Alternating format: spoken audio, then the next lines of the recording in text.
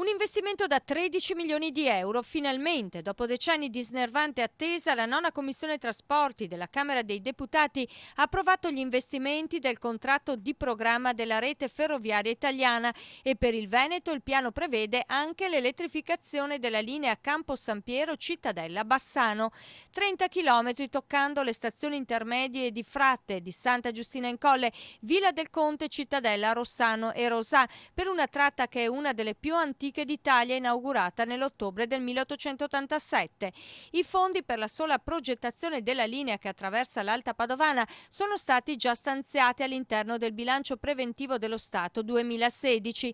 Da parte loro i tecnici di RFI stanno calcolando l'investimento necessario per portare a termine l'elettrificazione. Visto che ogni chilometro di binario da elettrificare costa 400.000 euro, è stato già calcolato che per la sola elettrificazione della linea serviranno circa 12 milioni di euro, a cui sarà necessario aggiungere un altro milione per realizzare una sottostazione a Cittadella e per potenziare la stazione gemella di Bassano.